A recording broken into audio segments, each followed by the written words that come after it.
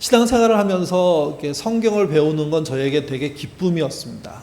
또 고등학교 때부터 대학생, 청년부를 거치면서 성경 토론은 저에게 많은 새로운 생각들을 하게 만든 그런 자리였습니다.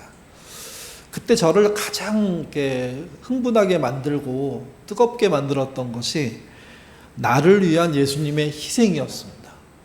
갈라디아서 2장 20절, 내가 그리스도와 함께 십자가에 못 박혔나니 이 본문, 또는 요한복음 3장 16절, 하나님이 세상을 이처럼 사랑하사, 이 본문들을 이렇게 같이 읽으면서 의미를 나누고 막 이럴 때 정말 하나님의 은혜가 크게 느껴져서 감동한 적이 참 많습니다.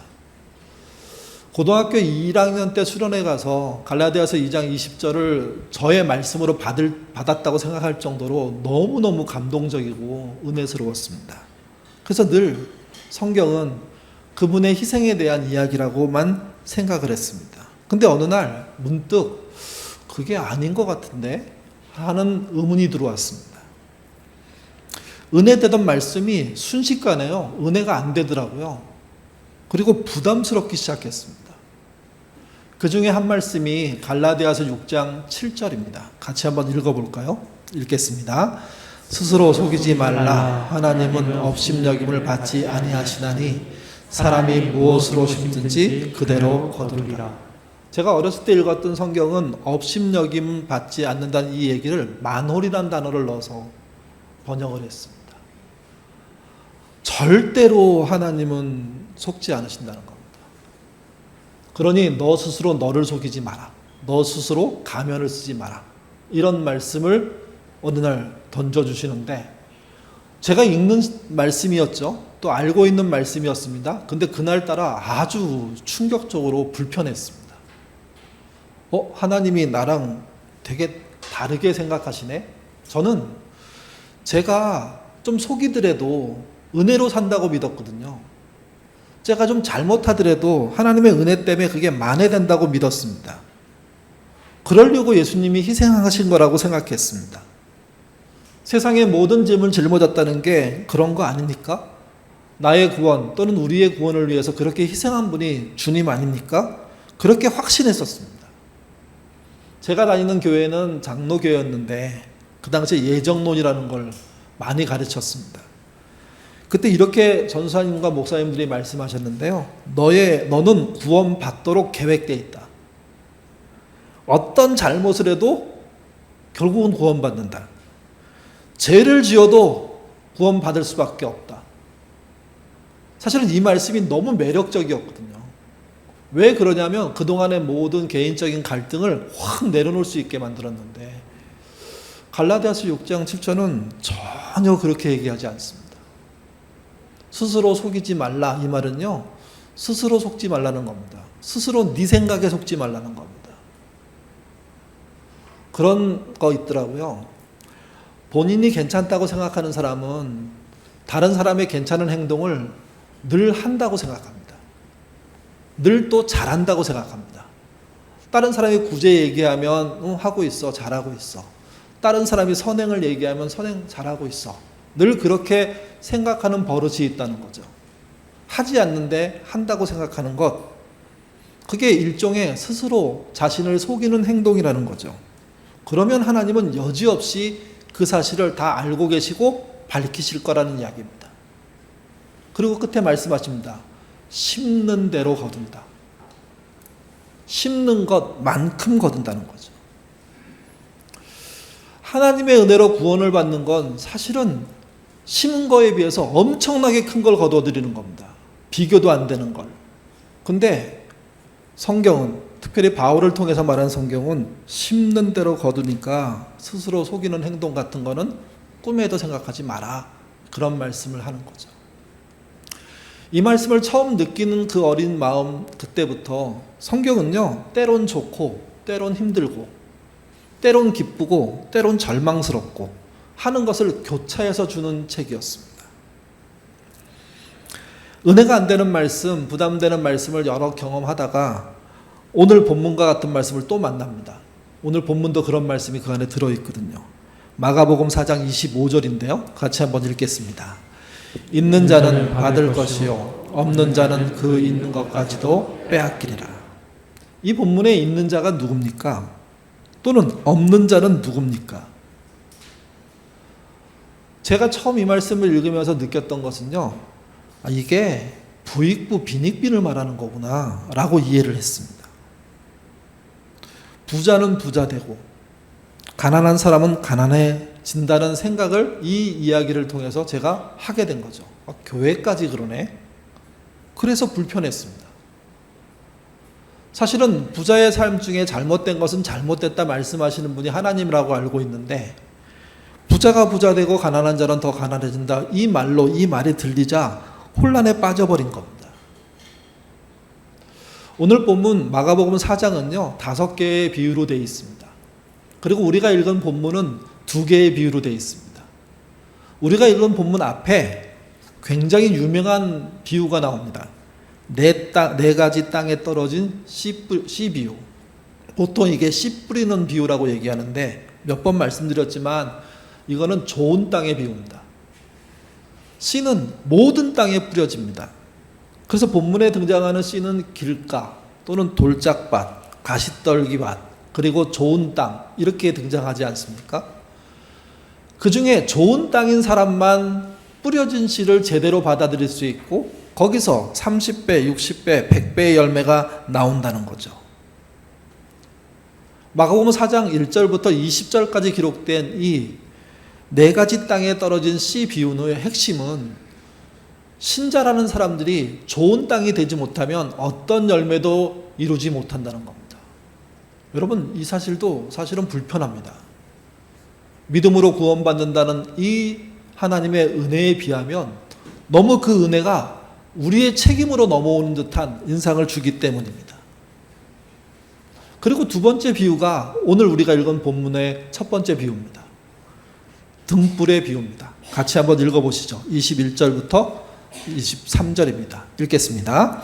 또 그들에게 이르시되 사람이 등불을 가져오는 것은 말 아래나 평상 아래 두려 함이냐, 등경 위에 두려 함이 아니냐. 드러내지 아니하고는 숨길 것이 없고 나타내지 않고는 감출 것이 없느니라. 들을 귀 있는 자들은 들으라. 다 아시는 것처럼 등불이라는 게 요즘은 없지만 과거 촛불을 사용하거나 등불을 사용하는 경험이 있는 어르신들이 계실 겁니다. 등불을 효율적으로 사용하려면 가림막, 가로 막힌 게 없어야 됩니다. 여기 말로 표현한 말은 메디온이란 말인데, 우리로 치면 그 쌀 같은 거 이렇게 측량할 때 쓰는 말통. 여러분, 한 마리 몇 킬로입니까? 8kg죠. 근데 그게 큰 통이 있고 작은 통이 있습니다. 큰 한 말, 작은 한 말, 이렇게 얘기하는데, 큰 것은 16kg고 작은 말통은 8kg이거든요. 문제는 등불을 켜놓고 그 말통에다가 집어넣는 사람이 있겠냐고 물어보고 있는 겁니다.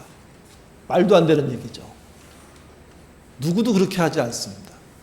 물론 요즘 카페 하는 사람들이 카페의 어떤 분위기를 잡기 위해서 빛을 반사시키거나 어느 통에 가둬가지고 모양을 만들어내는 경우는 있지만, 과거에 그런 게 없는 시절에 등불은 철저하게 가로막히는 게 없는 자리에다가 놔야 됩니다. 또 하나, 여기 평상은 자그마한 침상을 말합니다. 침대라고도 할 수 있습니다. 등불을 그 침상, 평상 밑에 두는 경우도 없다는 거죠, 이게. 당연히 등불은 선반에 또는 탁자에 또는 등경 위에 있어야 하는 겁니다. 너무도 상식적이고 너무도 당연한 얘기를 하시는 겁니다. 근데 22절은요, 암호 같습니다. 22절 다시 한번 읽어보시죠. 읽겠습니다. 드러내려 하지 않고는 숨길 것이 없고 나타내려 하지 않고는 감출 것이 없느니라. 무슨 말입니까 이게? 성경을 읽을 때 자주 걸리는 좌절, 이게 도대체 무슨 말이야? 이럴 때는요, 그 말씀을 여러 번 읽는 것도 필요하지만 너무 노력해도 안 되면 빨리 쉬운 번역이 되어 있는 성경들을 찾아서 읽으시면 됩니다. 너무 많은 시간을 이 난해한 문장을 해석하기 위해서 덤벼들었다가는 오히려 꼬이고 앞에 뒤에 얘기로 연결시키지 못하는 경우들이 생기거든요. 메시지 번역을 저희가 많이 사용하는데 메시지는 이렇게 번역했습니다. 읽겠습니다. 우리는 비밀을 감추어 두지 않고 오히려 말할 것이다. 숨기지 않고 오히려 밝히 드러낼 것이다. 예. 앞에는 등불을 말통 안에 두지 않는다. 침상 안에 두지 않는다. 그런 사람이 어딨냐 이렇게 말하더니 22절에 와서는 비밀을 감추어 두지 않는다. 오히려 드러낼 거다. 말한다는 얘기는 드러낼 거란 얘기거든요. 숨기지 않고 밝히겠다고 얘기합니다. 그 앞에 이야기는 너무 당연한 등불의 역할을 얘기했는데, 사용 방법을 얘기했는데, 뒤에는 그게 그 뜻대로 안 되고 있다는 얘기를 하고 있는 겁니다. 그래서 그걸 제대로 만들겠다는 거죠. 그러면서 23절에 이렇게 말합니다. 들을 귀 있는 자들은 들으라. 비유는 예수님이 어떤 목적을 가지고 이야기를 만들어냈거나 그 당시에 통용된 이야기를 재해석하는 겁니다. 등경을 모든 사람이 편히 볼 수 있는, 모두를 비출 수 있는 곳에 세운다. 이건 상식에 준하는 거죠. 근데 너무나 상식적으로 신자들이 알아야 될 것, 하나님의 백성들이 알아야 될 것에서는 그게 왜곡되고 있다는 겁니다. 그러니 진짜 귀가 있는 사람들은 내가 왜 이렇게 말하는지 깊게 생각해봐라. 그 말을 던지는 겁니다. 보통 등불은 밤을 밝힐 때 사용하죠. 근데 성경에서 등불은요, 하나님의 말씀으로 우리를 비출 때 사용합니다. 세상을 비출 때 쓰임되는 그 등불이 말씀이라는 겁니다. 그러니까 우리 신자의 가장 큰 기준은 그 말씀에 의해서 나를 비추는 것이고, 그 말씀에 의해서 내 가정을 비추는 것이고, 그 말씀을 따라 내 직장을 비춰야 되며 세상을 비춰야 됩니다. 만약에 그 말씀에 따라 비추지 않고 내 고집대로 비추면 문제가 심각해지는 겁니다. 들을 귀 없는 자가 된 겁니다. 듣지 못하는 자가 된 겁니다. 등불을 말통에 집어넣고 등불을 침상 아래 깔아 뭉개는 사람이 되게 되는 겁니다. 그런 사람에게 매우 심각한 일이 있다는 비유가 이 두 번째, 오늘 본문에 읽었던 첫 번째 비유인 거죠. 이것을 이렇게 저는 해석할 수 있다고 생각합니다. 말씀에 의한 부익부, 빈익빈이 있다는 겁니다. 말씀에 의한 부익부는요, 신앙에서의 좋은 흐름의 가속도를 말합니다. 그러니까 말씀을 따라가는 것은 좋은 흐름이고, 그것이 계속되면 가속도가 붙게 되어 있습니다. 처음에는 어색하고 어려웠던 것이 쉬워지고 나아지고 많이 할 수 있게 되고, 반대로 말씀의 빈익빈은 신앙 안에서의 나쁜 흐름이 가속도를 붙이는 겁니다. 말씀이 주어짐에도 불구하고 끊임없이 그 말씀을 따라 생각하지 않고 내 고집대로, 내 상식대로, 내가 요구하고 원하는 대로 사시면 그것은 나쁜 흐름 속에 들어가는 겁니다. 신자임에도 불구하고. 그리고 그 나쁜 흐름은 그대로 있지 않습니다. 그 안에 계시면 계실수록 속도가 붙습니다. 멈추지 못하게 됩니다. 사실은요. 무슨 큰 사건이 있어서 덜커덩 스톱할 수밖에 없는 상황이 되지 않는 한 이 가속도는 더 빨리 몰아붙이고 우리를 궁지에 몰았는데도 불구하고 못 나오게 된다는 겁니다. 등불을 제대로 못 쓰는 사람이 땅에 없는데, 사람이 없는데 말씀을 제대로 못 사용하는 사람들은 부지기수란 얘기를 하고요. 그래서 이스라엘 사람들에게 말합니다. 들을 귀 있는 사람들은 내 말을 제발 잘 이해해서 들으라고. 이 말은 매우 공격적인 예수님의 말씀입니다. 여러분 스스로는 좋은 흐름의 가속도가 붙으셨습니까? 아니면 나쁜 흐름의 가속도가 붙으셨습니까? 신앙인들은 기본적으로요, 내가 나쁠 수 있다는 가능성 때문에 나쁜 흐름이 있다는 것을 인정합니다. 근데 하나님의 말씀인 그 말씀을 등불로 제대로 사용하려고 애쓰는 사람들에게는 처음엔 미숙하지만 시간이 갈수록 그것이 좋은 흐름의 삶이 되게 되는 것이고, 그 삶은 살면 살수록 가속도가 붙습니다. 단순 명료하게. 문제는 어떻게 결과로 드러날까 하는 거죠, 이게. 말씀에 따라 좋은 흐름의 가속도가 붙으면 여러 가지가 변화되겠지만 그 중에 한 가지가 공동체가 생겨날 수 있습니다. 믿음으로 함께하는 사람들, 흩어져 있지만 그러나 모일 수 있는 사람들, 거리가 좀 떨어져 있지만 상황에 따라 같이 움직일 수 있는 사람들, 이게 우리가 말하는 공동체 아닙니까? 또 하나는 그런 삶이 가족 안에서 이루어지면, 친구 안에서 이루어지면 좋은 유대관계, 연대가 일어납니다. 가족의 위기가 있을 때 당사자만 고난받는 게 아니라 가족 모두가 함께 고난을 받고, 고난받는 것에서 끝나는 게 아니라 고난을 이기기 위해서 함께 몸부림치고 함께 기도하고 이기는 힘들을 만들어내는 거죠. 많은 부모님들이 자식들에게 실망하는 게 뭡니까? 부모의 고난당함을 모른 척하고 있는 자식들입니다. 못 본 척합니다. 안 보려고 합니다. 늦지막하게 나타나서 힘들었어? 그걸로 끝내려고 합니다. 그게 아니라는 거죠.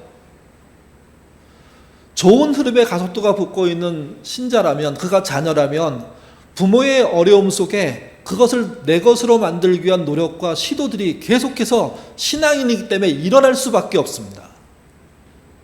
그 결과로 가족 간의 좋은 연대가 벌어지는 겁니다. 세상에서 제일 나쁜 자식이 누구냐? 이득이 있을 때만 아는 척하는 자식 아닙니까? 그걸 넘어서는 은혜가 실제 존재하는 것, 이게 신앙의 좋은 흐름의 가속도라는 거죠. 반대로 그렇게 되지 않는다면 나쁜 흐름의 가속이 붙습니다. 좋은 흐름으로 가면 어떤 일들이 벌어지냐면, 때로 사람들이 넘어질 수 있거든요. 다칠 수 있거든요. 병 걸릴 수 있거든요. 어려움 당할 수 있거든요. 그때 잡아주는 사람들이 등장합니다. 만약에 누구도 안 잡아줬을 때는, 성실하게 산 신앙인들이 그런 어려움을 당한다면 저는 하나님이 잡아준다고 믿습니다. 하나님이 늘 그것을 지켜보고 함께 계시다가 그 마지막 순간에 손을 내밀어 주시고 일으켜 준다고 믿습니다. 그게 좋은 흐름의 가속도가 붙은 결과라는 거죠. 이 두 번째 비유의 이야기는 그런 의미에서 말씀의 부익부, 말씀의 빈익빈을 얘기하는 것이고, 말씀의 부익부는 좋은 흐름의 가속도를 말합니다. 말씀의 빈익빈은요, 나쁜 흐름의 가속도를 말하는 거죠. 그래서 물음을 한번 던지셔야 됩니다. 좋은 흐름의 가속도가 붙고 계시는 건지, 아니면 나쁜 흐름의 가속도가 붙은 건지. 이어서 세 번째 비유가 나옵니다. 오늘 본문 두 번째 비유죠. 말통의 비유, 말의 비유, 뭐 이렇게 얘기할 수 있는데요. 24절 말씀 같이 읽겠습니다. 또 이르시되 너희가 무엇을 듣든가 스스로 삼가라. 너희의 헤아림으로 그 헤아림으로 너희가 헤아림을 받을 것이며 더 받으리니. 여기 헤아림이란 말이 세 번 나옵니다. 메트론이라는 말인데요, 측량하는 도구를 말합니다. 아까 우리가 앞에서 21절에서 23절 얘기할 때 측량하는 도구가 하나 나왔죠. 그게 말통 아닙니까? 그래서 만약에 앞의 비유와 이 비유를 연결시키려면 이 번역을 조금 다르게 해볼 필요가 있습니다. 말통이라는 말을 넣어가지고 한 분이 한 사역인데요. 같이 한번 읽어보죠. 읽겠습니다. 너희는 새겨들어라. 너희가 말로 달아서 주는 만큼 너희도 말로 달아 받게 될 것은 물론 더 받게 될 것이다. 있는 사람은 더 받을 것이요 없는 사람은 있는 것까지 빼앗기리라. 말통이라는 이야기를 하고 말통으로 누군가 담아서 도왔다면 당연하게 돌아온다는 거죠. 근데 돌아오는 내용은 더 돌아온다고 표현하고 있습니다. 몇 번 말씀드리지만 여기다가 11조를 집어넣으시면 안 됩니다. 1을 넣으면 10을 주고 10을 넣으면 100을 준다. 그런 얘기하고 있는 거 아닙니다.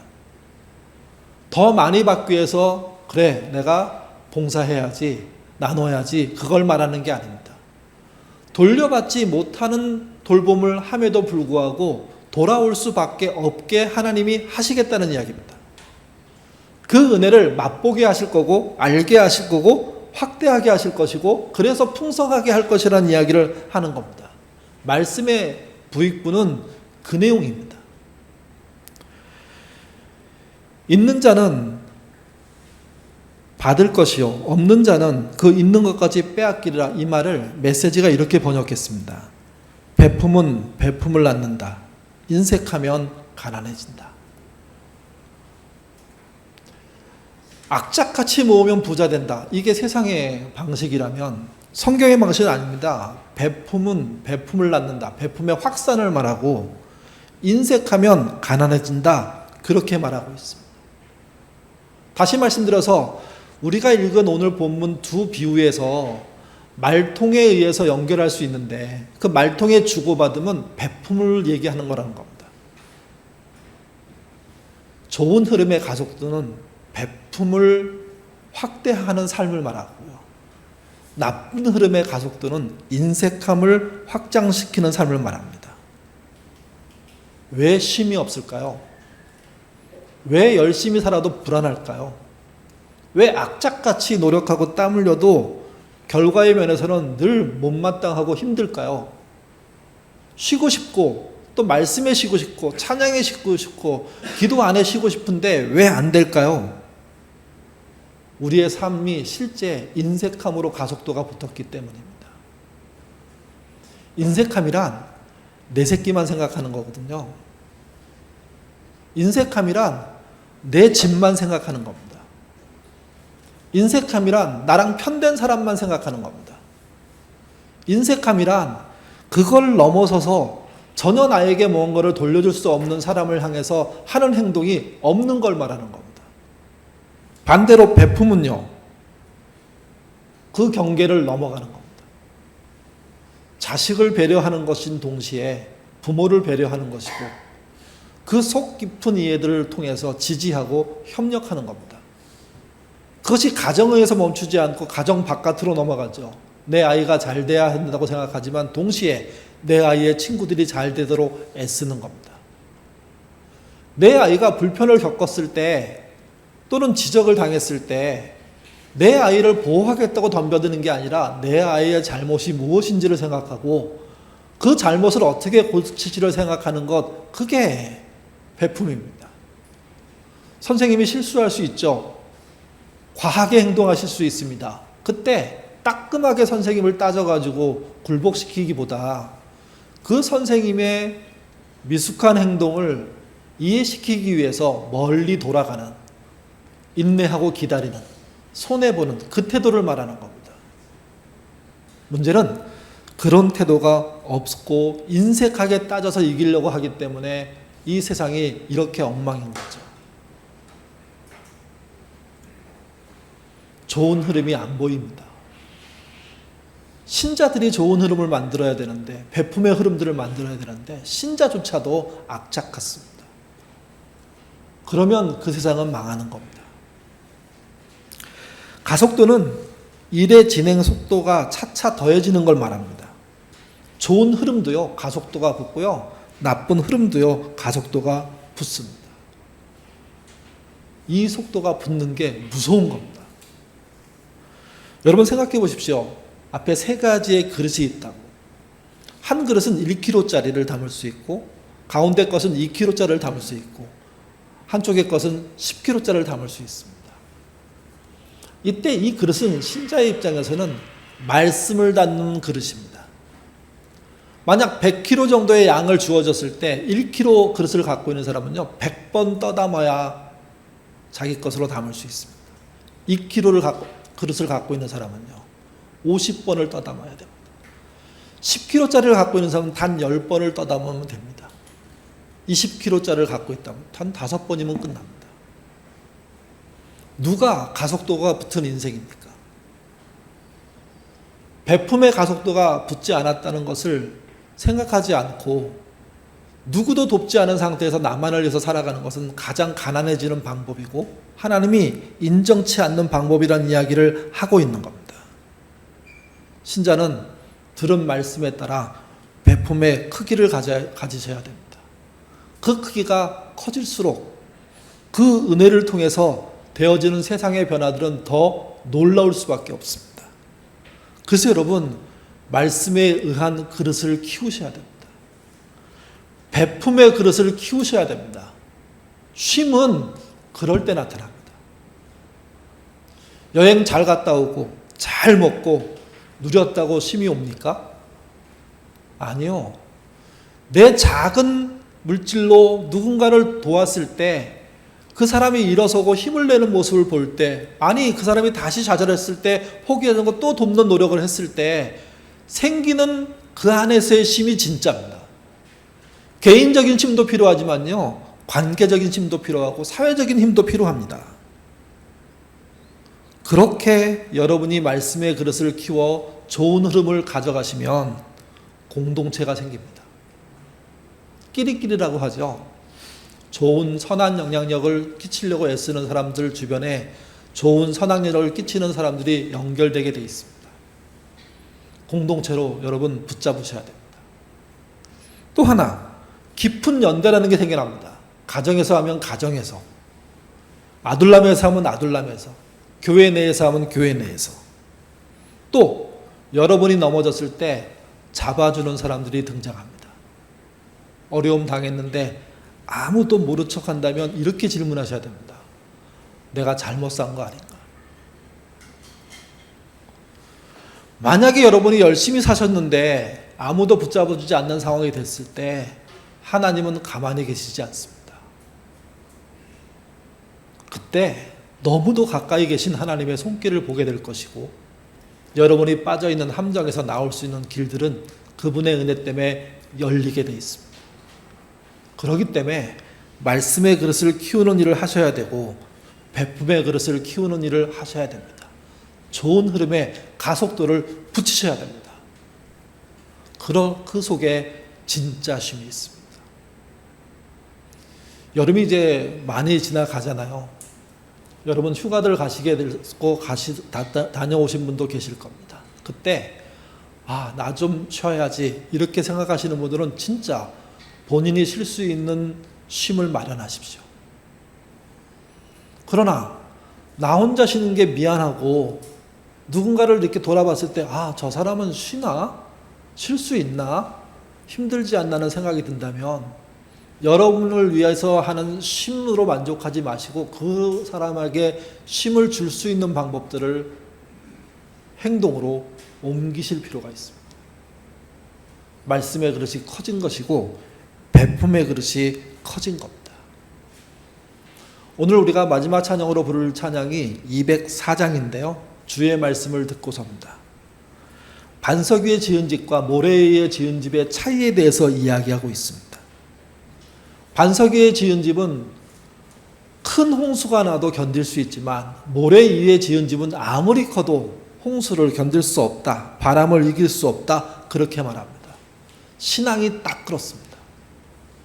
좋은 흐름의 가속도를 못 붙이시면 모래 위에 집을 짓는 겁니다. 그러면 휩쓸려 갑니다. 남는 게 없습니다.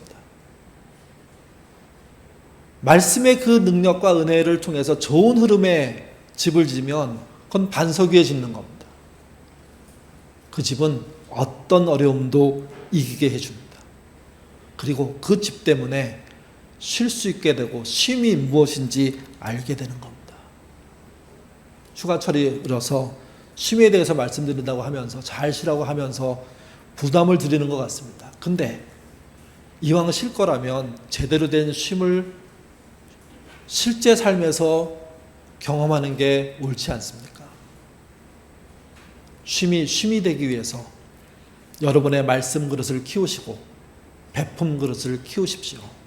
인색함을 버리시고 사람을 생각하고 그들에게 손을 내밀어 보십시오. 여러분에게 공동체가 생길 것이고 연대가 생길 것이고 여러분이 쓰러졌을 때 여러분을 붙잡는 사람들이 생길 겁니다. 그리고 내가 최선을 다했음에도 불구하고 누구도 나를 바라보지 않는다면 그때는 하나님의 얼굴을 보게 될 것입니다. 하나님은 좋은 흐름의 가족들을 놓지 않고 애쓰는 사람들을 모른 척하지 않으십니다. 여름 쉼이 있는 삶 사시기를 주님의 이름으로 부탁드립니다. 기도하겠습니다. 흐름을 만든다는 것은 잠깐 해서 되는 일은 아닙니다. 더군다나 좋은 흐름을 만드는 것은 매우 어려운 일입니다. 우리가 죄인이기 때문에 자주 넘어지고 자주 죄를 짓고 자주 이기적이며 자주 나쁜 생각을 하고 실제 행동으로 옮기고 있지 않습니까?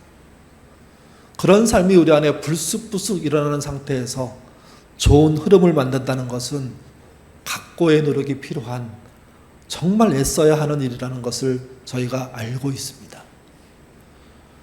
그럼에도 주님은 좋은 흐름을 만들라고 하십니다. 하나님 말씀에 따른 부익부를 만들라고 이야기해 주고 계시는 겁니다. 그것은 등불이 모든 것을 비추기 위한 위치에 서야 하는 것과 같은 거라고 말씀하셨습니다.